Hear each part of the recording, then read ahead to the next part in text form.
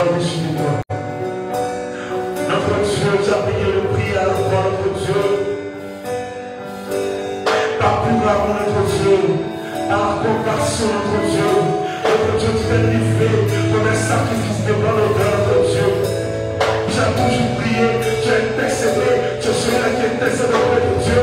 Pour nous, tes enfants que nous sommes, malgré le nom de nos péchés, malgré notre désobéissance, malgré nos faiblesses, malgré nos limites, tu compatis pour nous par l'amour, tu nous donnes la main et tes bras sont toujours ouverts. À la fois nous chantons Hosanna à toi. Personne ne comparera à Jésus. Tu vas te tenir debout avec moi ce matin. Au nom de Jésus. Quel est ce nom de Jésus? Et nous allons chanter ce Hosanna. Amen. Hosanna. Hosanna. Est-ce qu'on peut le chanter ensemble? Hosanna. Oh, je vais attendre le peuple de Dieu chanter les Dieu.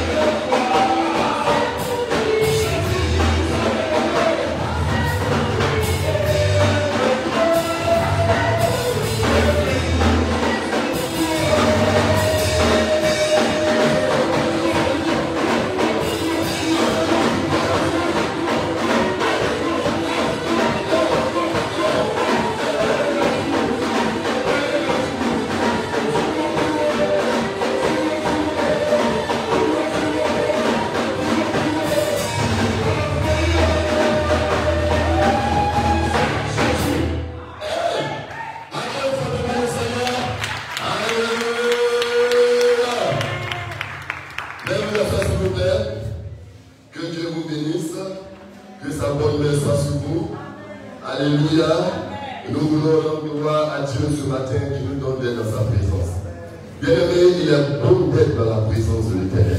Il est bon d'être dans la maison du Dieu vivant. Et comme David, il sait que c'est le temps de bataille sur la terre, il est toujours heureux. Et nous sommes toujours dans la joie lorsqu'on nous dit allons à la maison de l'Éternel. Alléluia. Il est le Créateur souverain.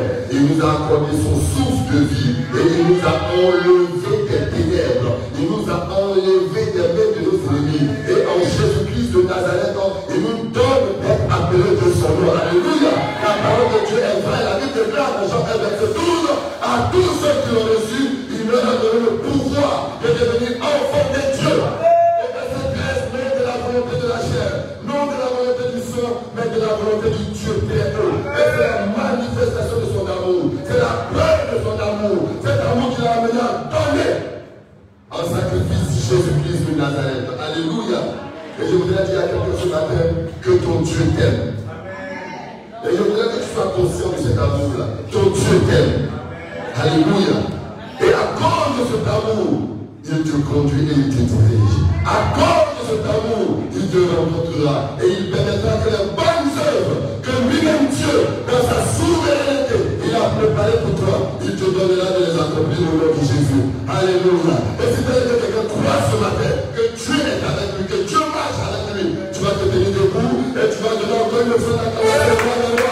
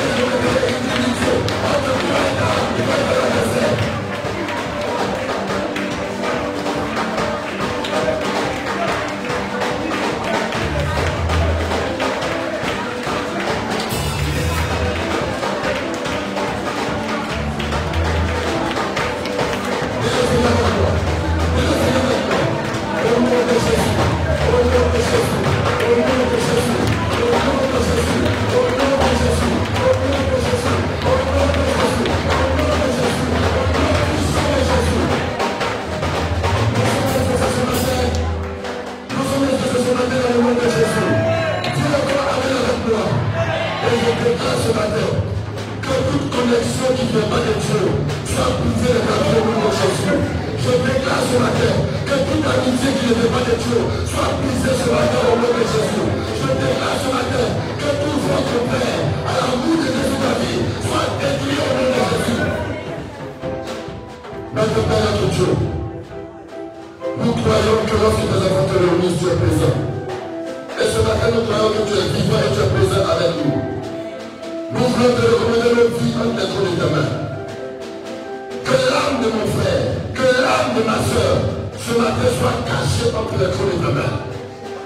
Et que tout décret, et les yeux, comme sur cette terre, qui a été lâché sur la vie de mon frère, soit abrogé ce matin au nom de Jésus. J'appelle ce matin ta faveur, j'appelle ce matin ta grâce, j'appelle ce matin ton amour, et je relâche la vie en abondance dans la destinée de tes enfants, au nom puissant de Jésus. Tu es le réparateur par excellence, tu es le restaurateur par excellence, tu es le Dieu qui est le berger par excellence. Et ce matin, nous te confions ton église. Saisis tes serviteurs, saisis tes servantes et ramène-les au Père de gloire dans les sentiers de ton éternité. Dirige ton peuple vers le vrai pâturage de ta prévu en cette journée pour la seule gloire de ton Seigneur. Quel victorieux Christ amène avec moi ce matin. Alléluia. On va acclamer le Seigneur. Et nous allons nous asseoir dans la présence de Dieu. Que le Dieu de grâce soit avec vous ce matin au nom de Jésus. Amen.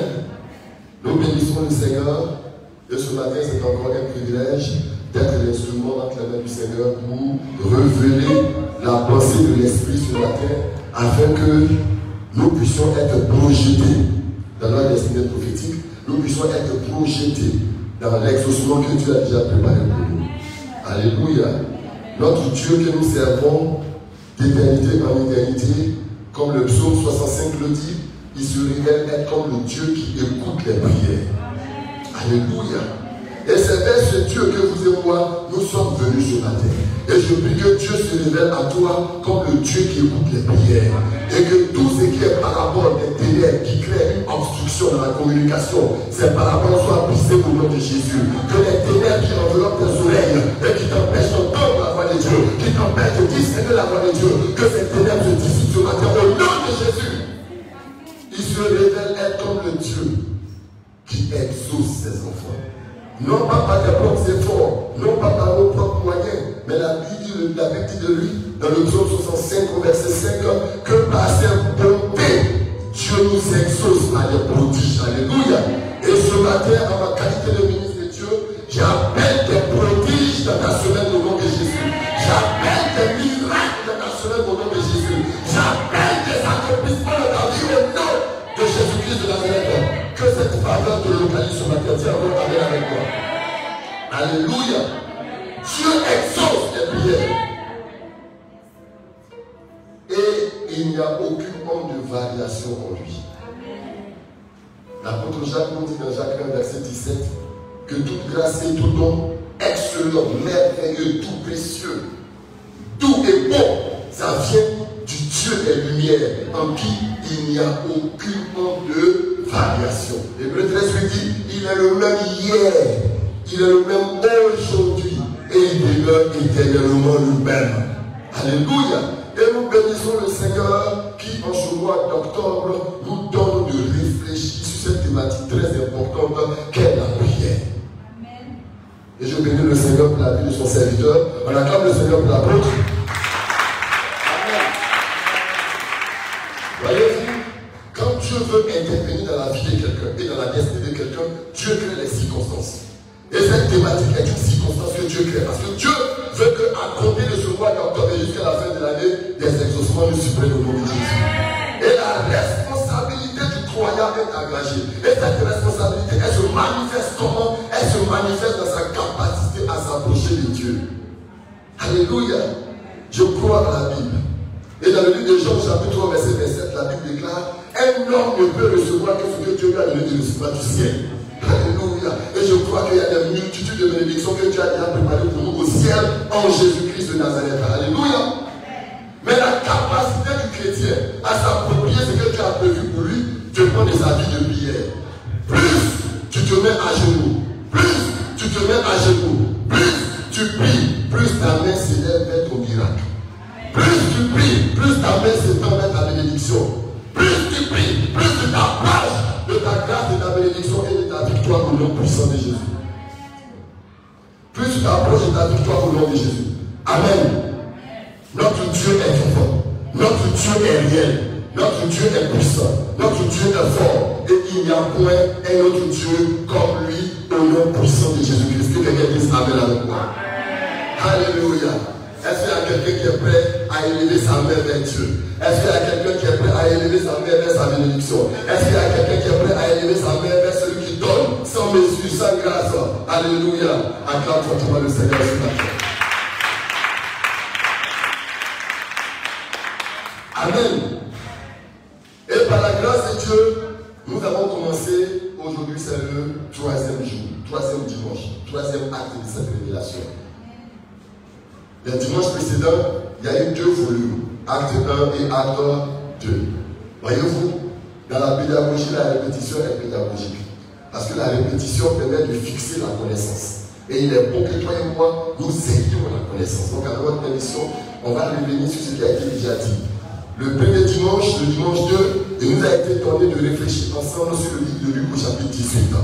Et Dieu, par la bouche de son serviteur, nous a donné des clés très puissantes, des clés très profondes, des clés très importantes sur le chemin de l'exaucement. Alléluia.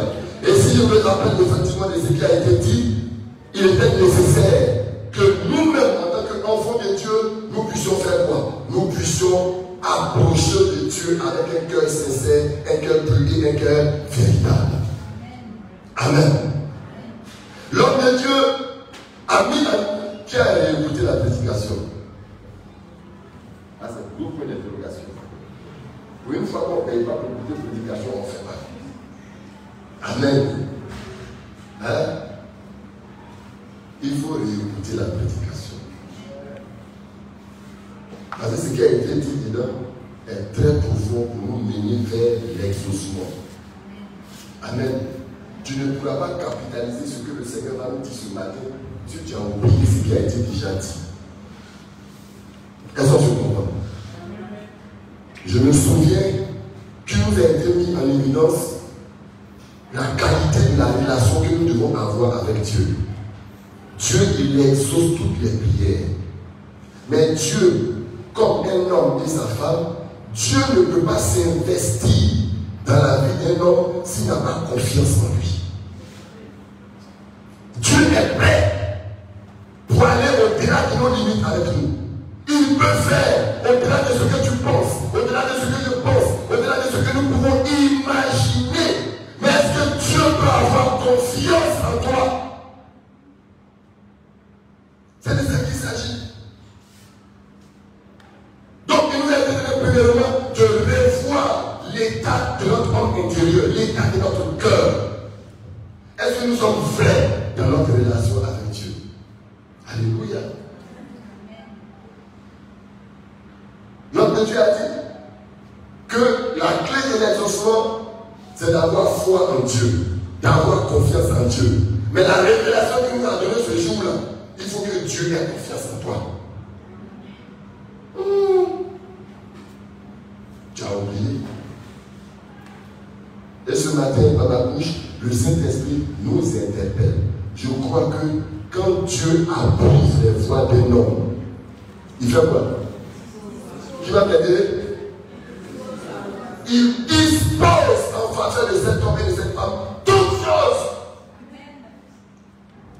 Et l'approbation divine se manifeste par la confiance que Dieu a en toi. Donc il était important que toi et moi déjà, premièrement, nous puissions travailler notre caractère. Alléluia. Alléluia.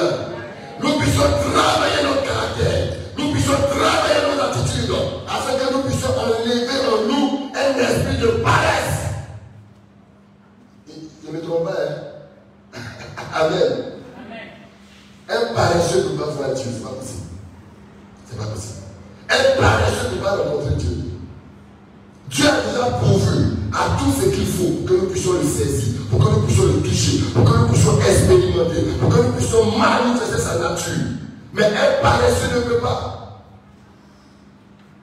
depuis la période de Jean-Baptiste, où Jean-Baptiste est né, la Bible déclare que le royaume des cieux est ouvert.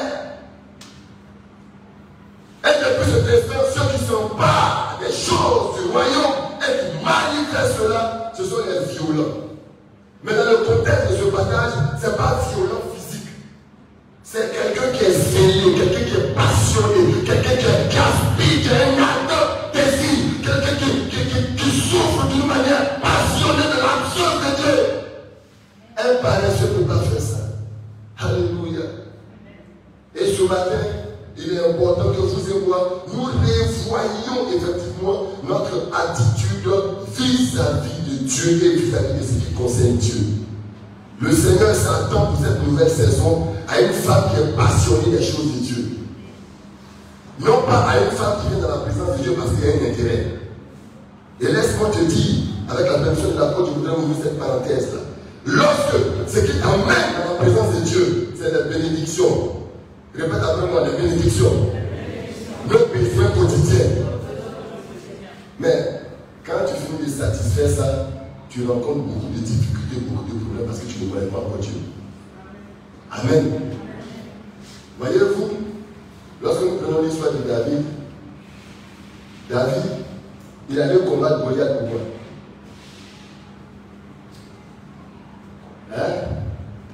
Avant d'entrer dans la scène, avant d'arriver sur le terrain du combat, afin de s'engager dans un combat spirituel, afin de se consacrer pour quelque chose, qu'est-ce qui a motivé Daniel et David? Il a posé une question. Celui qui va tuer Goliath, on lui donne l'or. On lui donne l'or. On lui donne quoi? Les motivations n'étaient pas pures.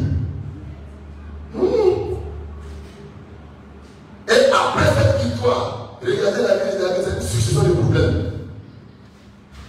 La mort, c'est pas ça? La trahison, la déception, jusqu'à ce qu'il fuit. Bénédiction est devenue comme serpent dans ses mains. Il a compris que le plus important, c'est Dieu. Est-ce que quelqu'un me comprend ce matin? Et pour cette nouvelle saison qui commence, pour vous et moi, nous devons recentrer notre priorité sur la personne de Dieu. Que quelqu'un dise Amen avec moi. Peut-être que ce Dieu-là ait confiance en nous. On a l'habitude de dire ici que dans le royaume des cieux, le registre des mariages, les places ne sont pas encore finies. Le registre des visas, ce n'est pas encore fini, c'est inépuisable. Mais est-ce que Dieu peut avoir confiance en toi et moi? Qu'est-ce qui t'amène dans la présence de Dieu? Qu'est-ce qui t'amène dans la maison de l'Éternel? Qu'est-ce qui fait de toi un enfant de Dieu? Alléluia! Revoyons l'état de notre cœur et revoyons nos motivations. Amen. Acclame le Seigneur pour la parole de Dieu. Il faut que tu reviennes à Dieu de tout ton cœur et que tu cherches à le plaire, à plaire à Dieu. Alléluia. Et dimanche passé, ça c'est dimanche passé, c'est pas loin. Alléluia. Tu as écouté encore la prédication de dimanche passé. Aujourd'hui là, le Seigneur nous fait quelque chose. Amen. Amen. Amen. Amen. Amen. Wow. Dimanche passé, vous avez oublié. Suzy. Vous êtes en train de casser mon option ce matin. Comment tout? Ah! Vous comprenez avec moi qu'il faut qu'on ait un cahier de noter. Amen. Amen. Bien. Je vous engage, chers serviteurs de Dieu, je vous engage, peuple de la cité de gloire, à aspirer à une réelle communion avec le Seigneur. Parce que la véritable communion, c'est pas venir s'asseoir ici de 7h à 10h. Au-delà de 7h, 10h, quelle est ta relation avec Dieu? Est-ce que tu as une communication avec Dieu dans sa parole? Tu as une communication avec Dieu dans ta vie de prière? Et cette vie de prière, elle s'appuie sur quoi? Amen. Amen. Que Dieu nous bénisse. Ce matin, je voulais, par la grâce de Dieu, déjà ajouter à ce qui a été déjà dit. Je ne vais pas me permettre de le répéter. Heureux ceux qui ont le cœur pur, car ils verront Dieu. Heureux ceux qui ont la motivation pure, car ils verront Dieu. Notre homme intérieur a été déjà bâti par la grâce de Dieu à travers les enseignements. Que Dieu t'accorde la grâce de mettre cela dans l'application. Que Dieu t'accorde la grâce de pouvoir le faire. Voilà Jésus. Mais ce matin, il y a certains éléments sur lesquels je voudrais que toi et moi nous revenions impérativement. De la Genèse jusqu'à l'Apocalypse, on nous rend témoignage des hommes effectivement qui ont accompli des victoires avec le Seigneur. Des personnes qui ont touché l'exaucement. Donc Dieu s'est souvenu en toutes circonstances et qui ont été impactées positivement. Mais dans la vie de ces personnes-là, qu'est-ce qu'on peut regarder qui va nous aider pour nous qui commençons à marcher aujourd'hui? Alléluia. Sur le chemin de l'exaucement, il y a une clé que nous devons comprendre. Et cette clé-là, c'est la conception du temps. Dieu est le maître des temps. L'exaucement ne dépend pas de toi, l'exaucement dépend de qui? Dépend de Dieu. Et Dieu répond aux prières de ses enfants constamment. Mais dans cet exaucement, il faut comprendre qu'il y a le temps de l'exaucement. Et c'est à dire que vous comprenons qu'il y a le temps de l'exaucement, l'attitude que nous devons avoir, nous devons apprendre à nous attendre à Dieu. Et ce matin, je voudrais engager quelqu'un à apprendre à s'attendre à Dieu. Engager quelqu'un à se revêtir du manteau de la patience dans la présence de Dieu. Parce que Dieu répond toujours aux prières de ses serviteurs. Il dit quoi? Dans Isaïe 55, à partir du verset 8 jusqu'au verset 11, mais d'une manière plus particulière, à partir du verset 10, il dit sa parole ne retourne pas à lui, sans avoir accompli ce pourquoi elle est sortie, accompli ses desseins et exécuté sa volonté tout entière. Il veille sur sa parole pour l'exécuter. Nous devons apprendre, vous et moi, à être patients dans la présence de Dieu. Voyez-vous, lorsque nous prenons le livre de Jean chapitre 5, nous avons l'histoire de ce paralytique qui était auprès de la piscine. Comment on appelle cette piscine-là? La piscine de Bethesda. Est-ce que vous voyez? Mais ça nous donne une leçon.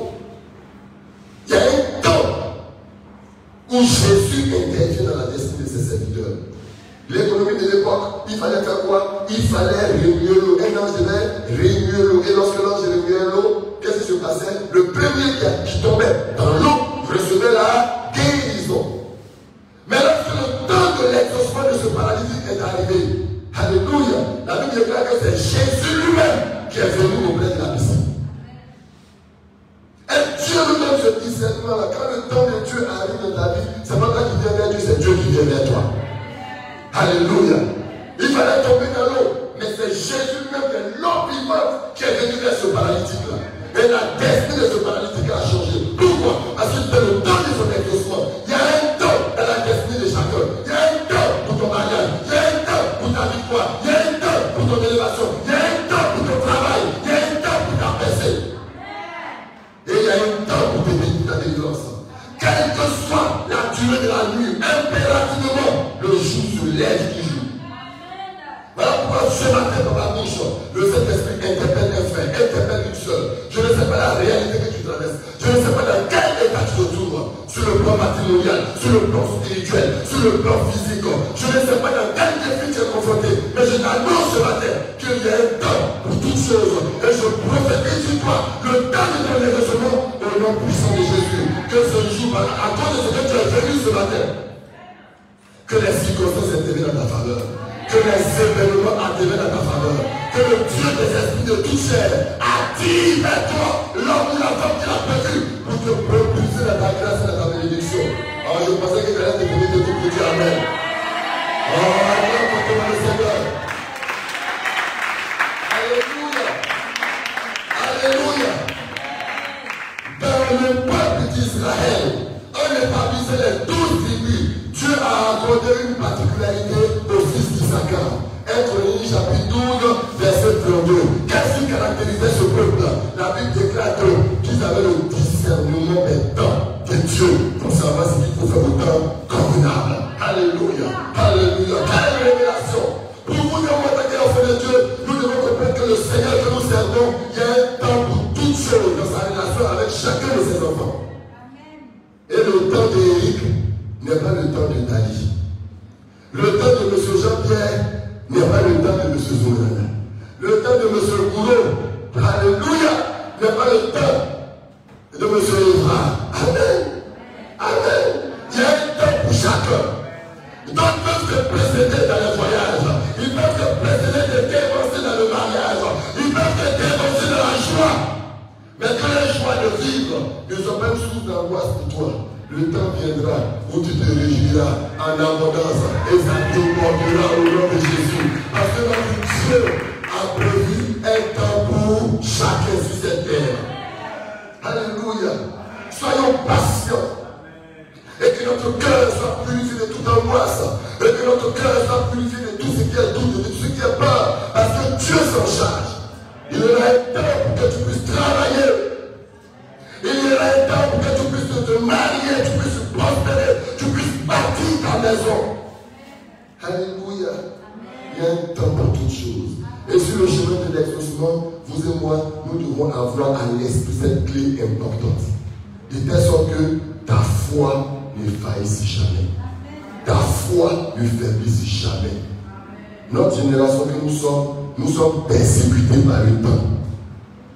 Or, pour les enfants de l'esprit, le temps est leur ami. Le temps est leur partenaire. Le temps est leur allié. Parce que leur papa, c'est lui qui a le temps entre ses mains. Alléluia. Que ton âge ne te persécute pas.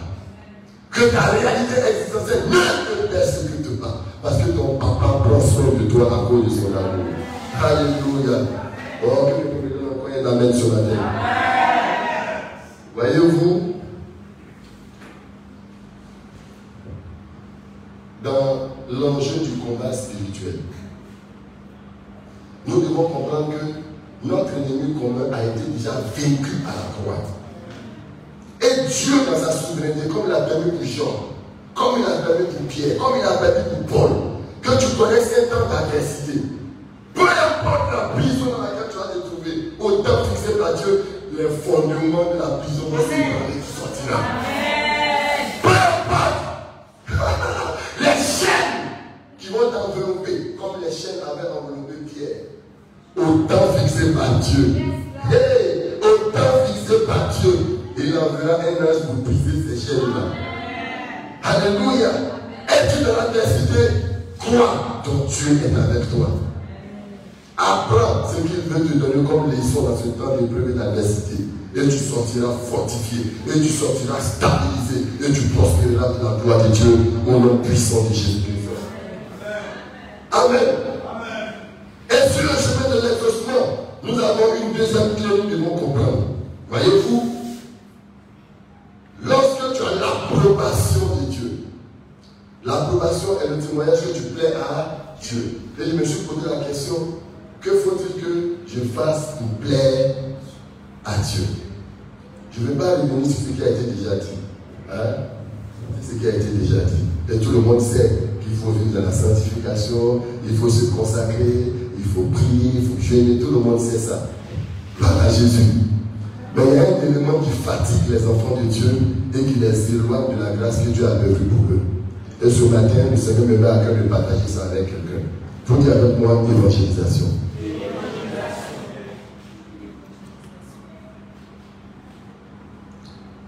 En tant que serviteur de Dieu, en 2006, j'étais dans une situation difficile. Et de Mondoukou, où on est en brousse, mon bishop, mon mentor, il traverse Mondoukou jusqu'à ce qu'il vient habiter à Pisa aux États-Unis sur le Méridien. Lui, il avait la secrète des États-Unis. Amen. Et donc, moi-même, c'est pas quelqu'un qui m'a dit, j'ai réfléchi sur la vie de ce monsieur. Mais il a un puissant ministère d'évangélisation. Tout ce que Dieu bénit dans l'œuvre de ses mains, il met ça où? Dans l'évangélisation pour que les âmes soient gagnées. On parcourt les villages pour évangéliser. Est-ce que vous me comprenez? Et le mois passé, Dak faisait un enseignement sur les clés de la prospérité. En entendant son propre témoignage, tout le monde connaît effectivement qu'il est dans l'abondance. Il dit quoi? C'est l'évangélisation. Et ce matin, je suis venu donner un conseil à un ami et à un frère. L'évangélisation, c'est annoncer la bonne nouvelle de Jésus-Christ pour que les âmes soient gagnées. Il y a de la joie au ciel, dans le royaume des cieux, où se trouve Dieu le Père, Dieu le Fils, Dieu le Saint-Esprit, où se trouvent les anges qui font descendre nos bénédictions. Ils se trouvent ça dans le royaume des cieux. Il y a la joie là-bas quand une âme se convertit. Imaginez-vous, si ceux qui font descendre les bénédictions, là, ils sont contents de toi. Tu n'as même pas fini de parler, en même temps, voilà ça qui vient te raconter. Tu n'as même pas fini de parler, en même temps, voilà le miracle qui vient. Là, je cours pour faire descendre ça. Est-ce que quelqu'un me comprend? Et l'église de Jésus-Christ a un problème avec le témoignage, avec l'évangélisation. Sur le chemin de l'exaucement, bien aimé, c'est une résolution, c'est un engagement que nous prenons pour partager la bonne nouvelle à nos familles, à nos parents, à nos amis, à ceux qui nous environnent. Le cœur de Dieu, ce qui touche le cœur de Dieu, c'est l'évangélisation, que les âmes soient gagnées. Il faut écrire, c'est un secret. Va demander à qui, si quelqu'un te dit il est grand homme de Dieu, va lui demander. L'importance de l'évangélisation, il va te dire de quoi il s'agit. En accord avec les Écritures, pour plaire à Dieu, il faut que toi et moi, nous nous mettions sur le chemin de la propagation de la bonne nouvelle, sur le chemin du témoignage à apporter à notre Sauveur et à notre Seigneur Jésus-Christ de Nazareth. Chacun dans son environnement, chacun dans sa zone de couverture, chacun dans sa zone d'influence, témoignons de Jésus, partageons Jésus. Le résultat ne dépend pas de toi, le résultat ne dépend pas de moi, le résultat dépend de qui? Le résultat dépend de Dieu. Ce qui n'est pas de toi, ce qui n'est pas de moi, c'est que nous puissions avoir la force d'ouvrir notre bouche pour annoncer Jésus. Est-ce que quelqu'un me comprend? Et cette clé, si tu n'as pas compris ça, ton partenariat avec Dieu ne sera pas stable, ton partenariat avec Dieu ne sera pas fort, ton partenariat avec Dieu ne sera pas un partenariat gagnant-gagnant. On a dit tout à l'heure, est-ce que Dieu peut avoir confiance en toi? Mais la confiance de Dieu dans la vie de son serviteur se manifeste par quoi? Lorsque Dieu approuve les voies de cet homme, lorsque Dieu approuve les voies de cette femme. Alléluia. L'évangélisation dans toute sa dimension. Je connais un homme. Il a dit, pasteur, mon alliance avec Dieu, il a dit, que Dieu bénisse mes affaires. Il ne s'est pas prêché, mais il va soutenir son œuvre. Alléluia. Permettez que je ne puisse pas dire son nom, mais Dieu le bénit d'une manière extraordinaire. Allez-y vous renseigner tous ceux qui ont pris l'engagement de l'évangélisation pour financer l'évangélisation, afin que la bonne nouvelle soit proclamée, étudier leur biographie, et puis venir en faire un débat. Amen. Le temps ne suffirait pas, mais je veux seulement que ce matin, par la grâce de Dieu, que toi et moi ensemble, nous ayons cette intelligence-là, de telle sorte que ce soit avec les moyens que Dieu nous donne.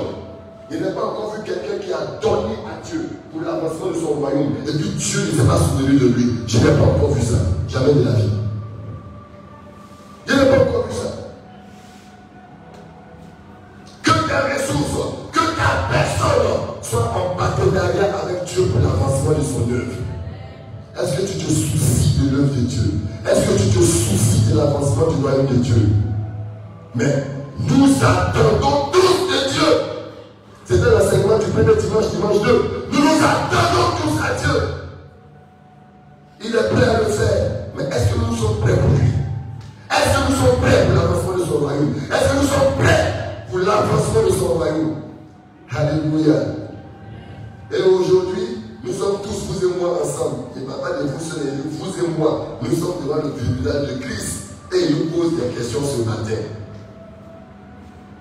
Allons-nous prendre l'engagement sur le chemin de l'exaucement pour que nous puissions accorder notre foi, notre temps, nos ressources au tout ce qui concerne les stratégies pour l'avancement de son royaume. Amen. L'évangélisation. Il faut noter ça, hein? L'évangélisation. C'est très important. Ça, c'est la deuxième clé que je voulais partager avec toi ce matin. Amen. Et regardez, dans le livre d'Ézéchiel, au chapitre 3, au verset 20, je vais lire ça rapidement. Ézéchiel, chapitre 3, verset 20, pour accompagner ce que nous sommes en train de dire tout à l'heure. Ézéchiel, il y a plus d'une vingtaine d'éléments, mais j'ai pris 3 seulement pour rester dans le temps. Ézéchiel, chapitre 3, verset 20, quelqu'un a trouvé? Je vais lire rapidement.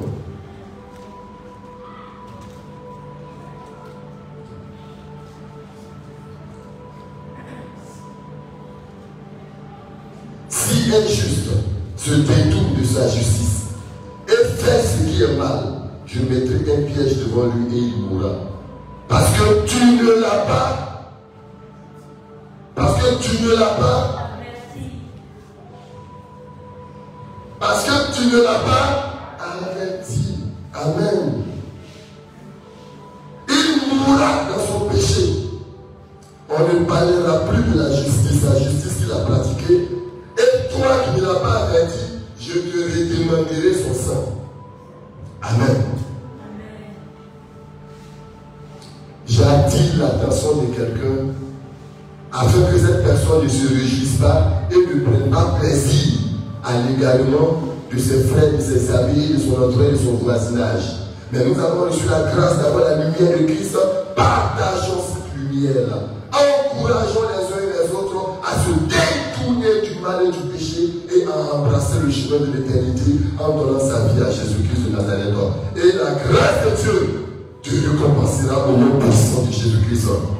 Que quelqu'un dise encore Amen avec moi. Gloire à Dieu.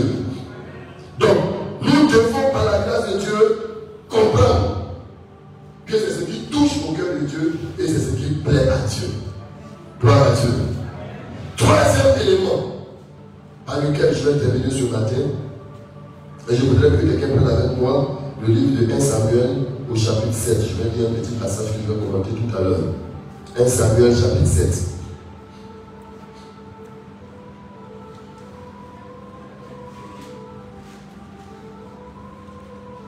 Samuel chapitre 7. Je vais lire rapidement à partir du verset 1. Les gens de Kirjath-Jérim vinrent et firent monter l'arche de l'Éternel. Il la conduisit dans la maison d'Aminadab sur la colline et il consacrait son fils Éléazar pour garder l'arche. Il s'était passé bien du temps depuis le jour où l'arche avait été déposée à Kirjath-Jérim. 20 ans s'étaient écoulés. Alors toute la maison d'Israël poussa des gémissements vers l'Éternel. Samuel dit à toute la maison d'Israël, si c'est de tout votre cœur que vous revenez à l'Éternel, ôtez du milieu de vous les dieux étrangers et les astartés. Dirigez votre cœur vers l'Éternel et servez-le, lui seul, et il vous délivrera de la main des Philistins. Verset 4. Et les enfants d'Israël ôtèrent du milieu d'eux les Baal et les Astartés, et ils servirent l'Éternel seul. Samuel dit, assemblez encore tout Israël à Mitzpah, je prierai l'Éternel pour vous. Et ils s'assemblaient à Mitzpah, ils puisaient de l'eau, ils la répandirent devant l'Éternel, et ils jeûnèrent ce jour-là en disant, nous avons péché, nous avons contre l'Éternel, et Samuel jugea les enfants d'Israël. Au verset 8, et il dit à Samuel, ne cesse point de crier pour nous à l'Éternel notre Dieu, afin qu'il nous sauve de la main des Philistins. Et Samuel prit un agneau de lait et l'offrit tout entier en holocauste à l'Éternel. Il cria à l'Éternel pour Israël, et l'Éternel l'exauça. Amen. Je veux ce matin ajouter effectivement à la révélation que tu as la puissance de l'offrande. Dis Amen avec moi. Et cette histoire, dans son contexte, il s'agissait du peuple d'Israël qui avait désobéi à Dieu et qui était sur le châtiment et sur le jugement divin. Et Dieu avait livré Israël à ses ennemis. De telle sorte que l'arche avait été envoyée précipitamment par les fils, effectivement, de Élie, était entre les mains des Philistins. Est-ce que vous voyez? Et voilà que le peuple d'Israël, pendant plus de 20 ans, était sur le joug de leur ennemi parce que Dieu était fâché contre le peuple. Et ils ont demandé à l'homme de Dieu d'intercéder en leur faveur pour que Dieu puisse effectivement intervenir dans leur vie. Et l'homme de Dieu leur a dit, détournez-vous de vos mauvaises foi. C'est que nous comprenons. L'apôtre nous a dit, il faut que nous apprenions à vivre notre vie et à nous consacrer. C'est pas ça? Nous sommes dans le temps de la consécration. À la consécration, le peuple d'Israël devait ajouter quoi? Le jeûne à la prière. Et le peuple d'Israël s'est engagé. Ils sont repentis et ils sont détournés de leur mauvaise foi. Et à la vie de prière, ils ont ajouté quoi? Ils ont ajouté le jeûne. Et ils criaient à l'Éternel. Alléluia. Mais voici que l'exaucement encore tardait. Et ils sont venus voir Samuel. Bon, toi, ta bouche est plus autorisée. Il faut crier pour nous. Mais Samuel qui connaît les voix de Dieu, dit Amen. Samuel qui connaît les voix de Dieu, dit encore Amen. Samuel prit une offrande et il apporta à l'Éternel. Et Samuel cria à Dieu. Et la suite, la Bible déclare que Dieu exauça Samuel. Peu importe l'état et la qualité de la relation que tu as avec Dieu, Dieu ne change pas ses principes. Et je venais dire à quelqu'un ce matin, la nécessité d'ajouter à ta vie de prière, d'ajouter à ta vie de jeûne, la nécessité d'honorer l'Éternel avec tes offrandes et avec tes biens. Amen. Voyez-vous, dans le livre des Actes des Apôtres, nous avons le témoignage de deux personnes. Et ce premier témoignage, c'est le témoignage de Corneille. Corneille, c'était un centenier romain. C'était pas un juif. C'est-à-dire qu'il n'avait pas de relation avec Dieu. Mais Corneille a observé la vie d'exaucement des juifs. Il a vu la grâce qui se répandait sur les juifs. Et il a compris que le secret de ces hommes, c'était la relation qu'ils avaient avec le Dieu, leur Dieu. Et Corneille a commencé à s'attacher au Dieu des juifs. Et il a commencé à l'étudier, il a commencé à le connaître. Et il a vu que dans la foi des juifs, il y avait ce qu'on appelait quoi? La prière. Et lui aussi, il a commencé à prier. Alléluia. Mais il savait que l'une de les clés, c'est le monde qu'il pratiquait et qu'il faisait. Alléluia. Et au temps fixé par Dieu, Dieu a envoyé l'ange Gabriel parler à Corneille pour lui dire, aujourd'hui là, tes prières. Non, non, c'est pas ça. Hein. Le texte l'a dit, tes prières tes secondes sont montées à Dieu. Alléluia. Et ce matin, je voudrais que par la grâce de Dieu, tu donnes des ailes à tes prières. Dis Amen. Tu donnes des ailes à ta foi. Dis Amen.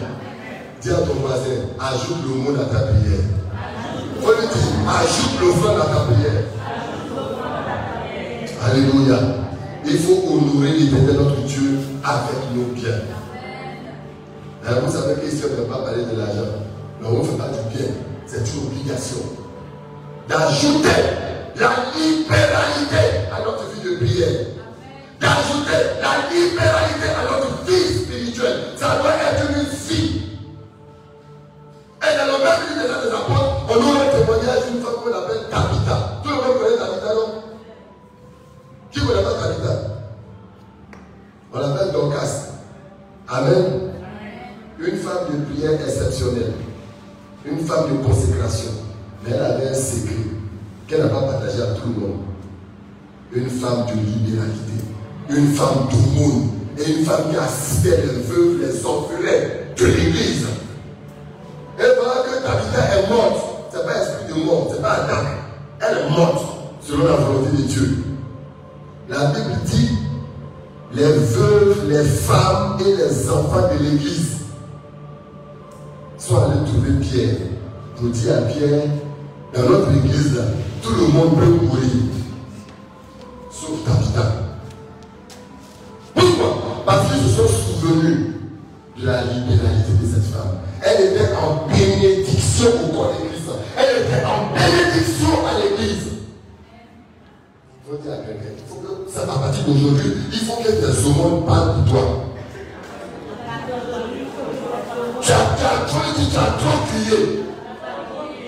Maintenant, c'est le temps que tes enfants et tes aumônes parlent pour toi.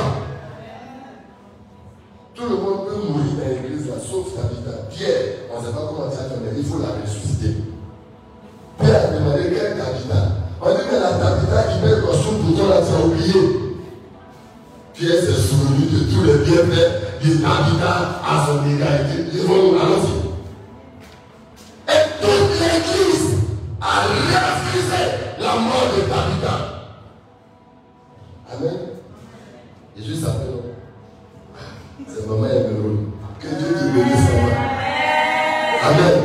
Que Dieu se souvienne de toi. Et qu'il bénisse ton nom au nom de Jésus. Alléluia. Bien aimé, ce n'est pas fait de parler d'argent.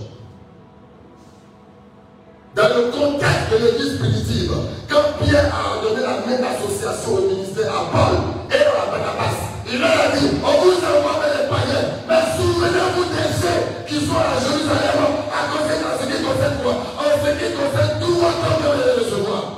C'était partie intégrante de l'église. Et les églises se souvenaient des saints qui sont à Jérusalem. Et quand on dit les saints qui sont à Jérusalem, il ne s'agissait pas des gens que Dieu sont morts. Il s'agissait de quoi? Du peuple qui est à Jérusalem. Il y avait une interconnexion entre les communautés en ce qui concerne le donner et le recevoir. Alléluia. Bien aimé, je me réjouis de ce que l'homme de Dieu a dit que maintenant on va prêcher le plein évangile.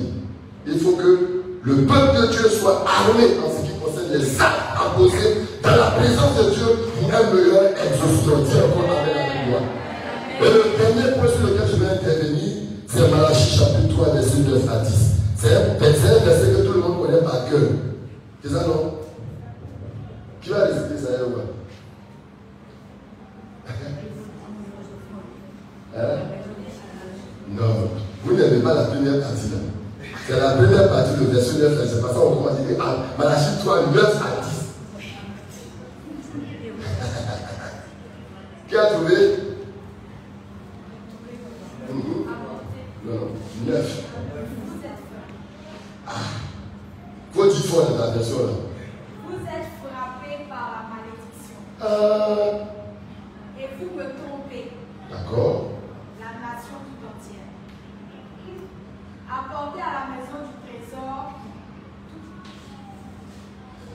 Je lis la parole du Seigneur, Malachie 3, à partir du verset 9. Vous êtes frappés par la malédiction. Et vous me trompez. La nation tout entière. Amen. Apportez à la maison du trésor toutes les types, afin qu'il y ait de la nourriture dans ma maison. J'ai dit, ce sont les clés de l'exaucement. Et je suis en train de parler à quelqu'un qui veut baigner afin que l'exaucement soit un style de vie pour toi. Il y a 3 domaines où c'est Dieu même qui prononce la malédiction. Et l'un de ces domaines, dans le contexte du Vétérotestamentaire, c'est en ce qui concerne le paiement des dîmes. Vous êtes frappés de la malédiction. Et la cause de cette malédiction, c'est quoi? La désobéissance à l'ordonnance d'honorer l'Éternel avec le dîme.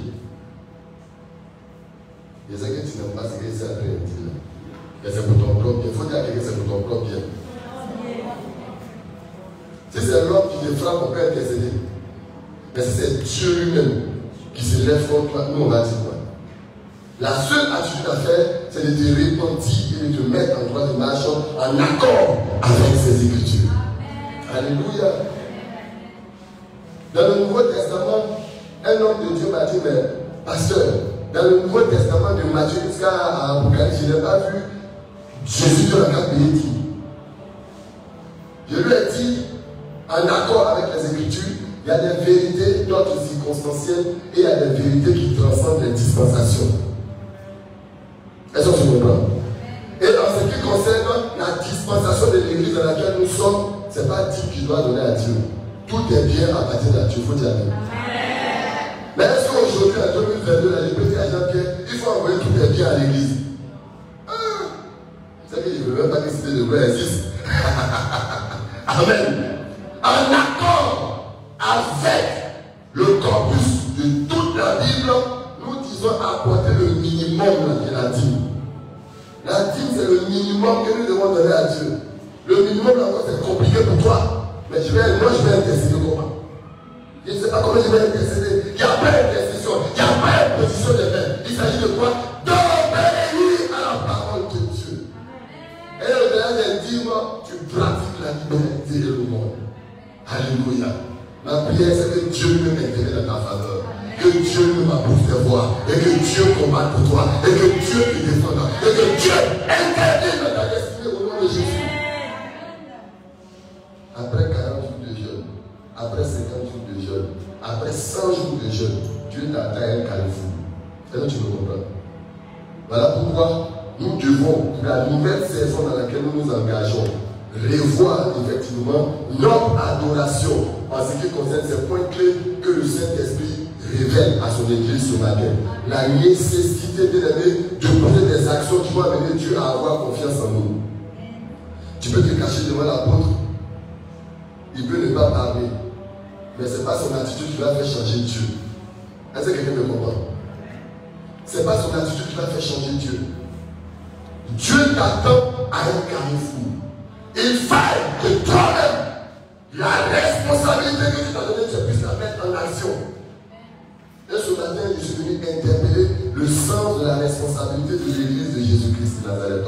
Là où nous avons manqué, là où nous avons désobéi, là où nous sommes écartés, là où nous avons effectivement tordu la parole de Dieu, ce matin, nous devons nous repositionner en tant que fils et filles de Dieu. Alléluia. Dieu a déjà fait sa part. C'est à nous de faire notre part. Et je vais terminer par ce psaume que tout le monde connaît. Le psaume 37 au verset 4.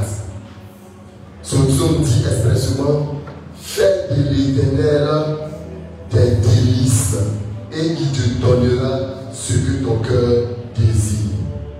Amen. Fais de l'Éternel tes délices en obéissant à ce que nous avons partagé ce matin par la grâce de Dieu. Puisse Dieu vous accorder cette grâce-là. Tu vas te tenir debout avec moi, je vais prier le Seigneur.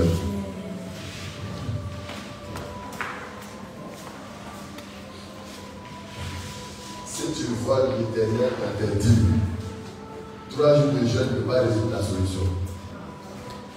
Est-ce qu'on se comprend? Voilà. Si tu n'évangélises pas, 3 jours de jeûne ne peut pas changer la solution. Si tu ne te soucies pas de l'avancement de l'œuvre de Dieu, 3 jours de jeûne ne peuvent pas changer la solution. Et les grâces sont versées, les grâces sont déversées. Ce n'est pas une autre personne qui va venir prendre la bénédiction qui est là. Et je bénis le Seigneur ce matin parce qu'il faut un témoignage pour les fils de l'Alliance. Vous faites déjà bien de soutenir l'œuvre de Dieu. Que Dieu se souvienne encore ce matin de votre libéralité quant à soutenir son œuvre et sa maison. Alléluia. Et ma prière, c'est que vous allez au-delà de ce que vous faites. Que Dieu multiplie vos revenus, qu'il multiplie vos opportunités, qu'il bénisse vos affaires, qu'il multiplie les contrats au nom de Jésus. De telle sorte que, après l'alliance, on puisse faire des levées de fonds pour organiser des croisades maintenant. C'est la paix avec toi. Mais je pensais que tu étais là à pour ça. Parce qu'on va faire des croisades. Voilà Jésus. Alléluia. Et nous avons besoin de la grâce de Dieu pour obéir à ces principes-là. Donc tu vas fermer les yeux, tu vas lever tes mains, je vais prier le Seigneur. Notre Père, notre Dieu, nous voulons te bénir ce matin. Ta parole déclare que l'esprit est disposé, mais la chair est faible. Et ce matin, nous te recommandons ton Église et nous déclarons par la puissance du Saint-Esprit que tout ce qui est en nous et qui combat notre obéissance en ce qui concerne le témoignage, tu as dit que nous devons aller par toutes les nations et faire de toutes les nations des disciples. Ce matin, mon Père, que ce qui combat le zèle de mon frère soit vaincu au nom de Jésus. Que ce qui combat l'engagement de mon frère soit vaincu au nom de Jésus-Christ de Nazareth. Ta volonté, Seigneur, c'est que nous puissions pratiquer la libéralité. Je prie ce matin, afin que le Saint-Esprit s'embarque des cœurs de tes enfants que nous sommes, et que l'esprit de libéralité, oh la grâce de pratiquer la libéralité, la grâce d'être obéissant, Seigneur, au paiement de l'alternative, à soutenir ton œuvre, que cette grâce soit accordée à ton Église, au nom de Jésus. Tu es le Dieu qui bénit. Et avec l'autorité que tu m'accordes, Seigneur, je relâche ta bénédiction, Seigneur, sur les œuvres des mains de tes serviteurs, dans leur travail, dans leur entreprise, dans leur société. Je relâche ta bénédiction ce matin. Que ta gloire reste sur la vie, dans le nom puissant de Jésus-Christ, prié, que quelqu'un puisse avoir la gloire. Amen.